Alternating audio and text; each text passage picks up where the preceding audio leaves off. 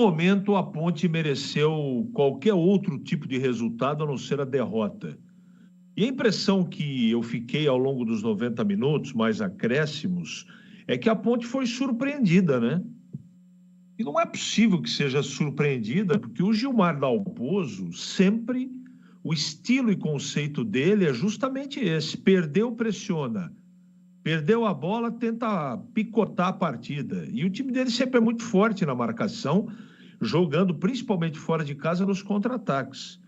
E a Ponte não trouxe para o jogo uma maneira de atuar que combatesse esse tipo de jogo. A impressão que eu fiquei em vários momentos da partida é que a Ponte não sabia o que fazer. Tudo bem que a Chape marcou bem e com competência, mas o repertório da Ponte no segundo turno é muito pequeno. Os jogadores não têm a mesma intensidade e, pior do que isso, perderam completamente a confiança.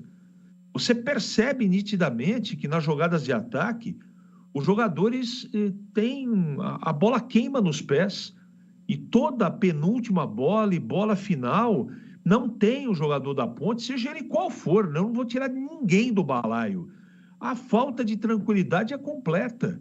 Aí toda a dificuldade do jogo se multiplica. Você com a obrigação de tomar a iniciativa do jogo, jogando em casa, precisando da vitória, contra um time que veio sujar o jogo da Ponte, marcar pra caramba, e a Ponte não tem nenhum repertório para vencer esse tipo de estratégia do time adversário. A impressão que eu fico é que os jogadores não estão compreendendo o que o Nelsinho fala e combina e treina para o jogo, ou tem alguma coisa errada. Esse mesmo time, no primeiro turno, não fez nenhuma grande, monumental partida, mas pelo menos o jogo tinha fluência. Você via uma organização no time da Ponte. Acabou tudo isso. Eu estou falando isso há 5 rodadas. Olha, esse foi o 5º jogo. Olha, o time da Ponte parou de jogar. O time da Ponte virou um time previsível, lento e inseguro. O que está acontecendo? Então, ele tirou o Emerson Santos do time, sacou Ramon Carvalho, manteve o Castro, e quando não tem o Elvis, tudo bem também, isso é fato.